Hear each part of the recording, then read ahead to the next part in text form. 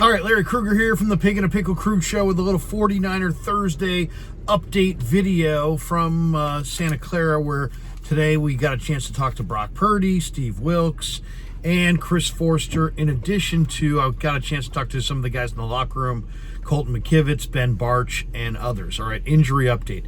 Eric Armstead's got a foot injury.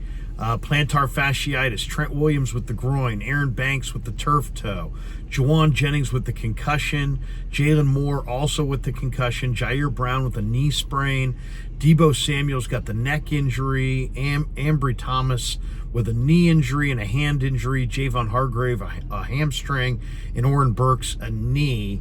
I would imagine Armstead is not going to go.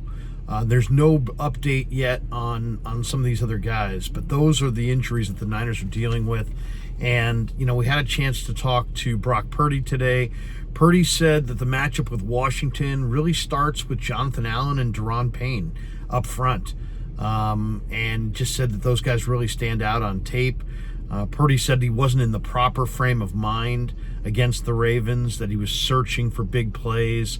And then he added that he was glad that it happened now and not, later in the year in the playoffs. So I asked him if he had the answers after watching the film with Kyle as far as, the wrinkles that the Ravens showed in this game defensively, blitzing off the edges with corners and dropping extra guys in the middle of the field and trying to kind of really anticipate the windows that he was going to throw in and have as many bodies in there as possible. He didn't get specific, but said that it was good to watch the film and that he liked the game plan that he had, that the 49ers had going into that Ravens game, and really didn't go expand too far beyond that. When we talked to Chris Forster, he admitted that, Spencer Burford really struggled at right tackle. And then he said he liked what he saw from Ben Barch at left guard. Wilks indicated that Logan Ryan and Isaiah Oliver will probably be the safeties that play with Tayshaun Gibson if Jair Brown can't go with the knee sprain, and I can't imagine that Brown will go. Interesting too, it's like when you look at some of the other talk around this team, Greg Cosell went on with Cowherd and just said, hey, look, if the ball bounces a little different, Purdy made a big mistake on that first misread of the coverage on the ball to Debo that was picked off by Kyle Hamilton. But when Greg was talking about the film, he said, hey, man, if you watch the film, the 49ers had 230 yards of offense in the first half. They could have had nearly 500 yards of offense against the number one defense in football, and we wouldn't have been talking about this if for not of the turnovers. So he said they ran the ball well at the Ravens, and that all the talk of Brock Purdy struggled. Obviously the turnovers can't happen, but that the Niners really had a lot of success going against the number one defense in the league, and things could have been much different without those turnovers, some of which kind of were the bad bounce of the ball. So interesting kind of perspective on that from Greg Cosell. It's funny when Brock was talking, Brock was talking about the game. He used the word, it was, I think he said it was a sucky feeling late in that game, trying to come back from that deficit and trying to think big play, and that he kind of got away from, how he normally feels and his comfort zone. He never seemed rattled, but Baltimore may have sped him up a little bit. And, Brock said it was a learning experience watching that film and reviewing it. A couple other Niner notes. Patrick Willis is now a finalist for the Football Hall of Fame, class of 2024.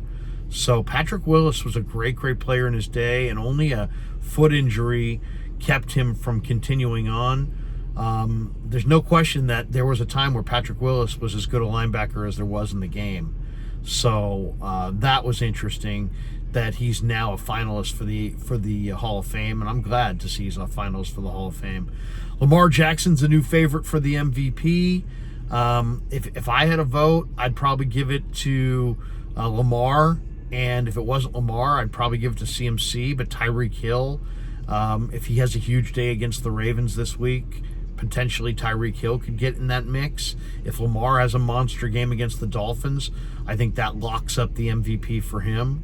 Brock, I think, has the best overall numbers of any of the quarterbacks, including Lamar and Dak, and Josh Allen and others. But, I think that high-profile defeat to the Ravens pretty much takes him out of it. And also, I thought it was interesting on this date in 1992, this was kind of another note, Joe Montana played his final game with the 49ers.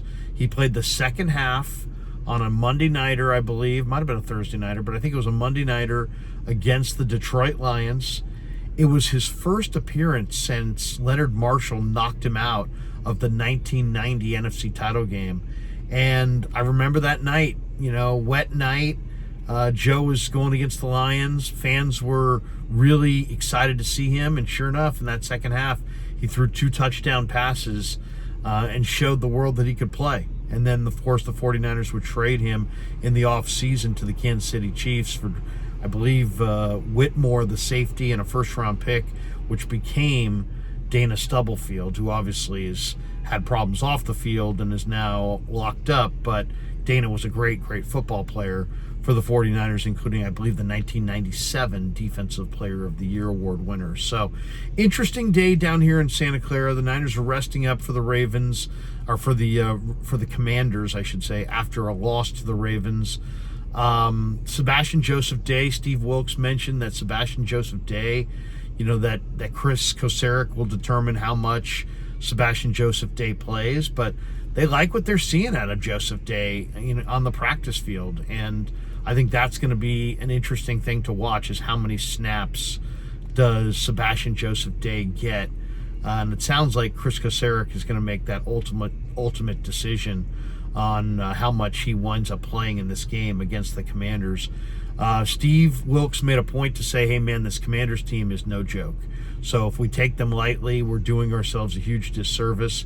They're a good football team. Cameron Curl's a good player on the back end.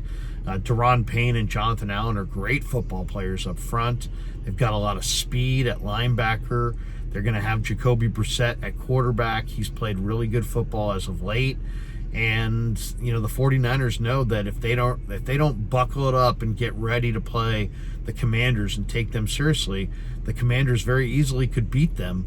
And suddenly, a loss to the Ravens then, turns into a much bigger situation with a follow-up loss to the Commanders.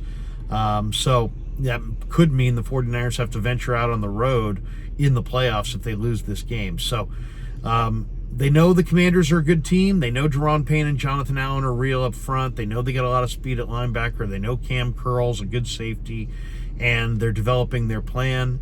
What's the offensive line going to look like? That's still to TBD. What's the safety position going to look like opposite Tayshaun Gibson? That's still to be determined. But I think we got it down to Logan Ryan or Isaiah Oliver are going to be the guys. And they like how much Logan Ryan has communicated on the practice field in a short amount of time. He's a veteran player, a different player, not near the physical hitter that Jair Brown is, but in a lot of ways he's a more experienced. He is a more experienced player, and a guy who's not going to wither in the moment. So they feel good about their depth there at safety. All right, that does it for the video. Thanks to Pig and a Pickle for being the title sponsor of the Krug Show. Thanks to Underdog Fantasy for sponsoring this video as well. Check that link in the description. Use the promo code KRUG, KRUEG, and they will match you up to your first $100. And thanks to all you guys for supporting the Krug Show on YouTube.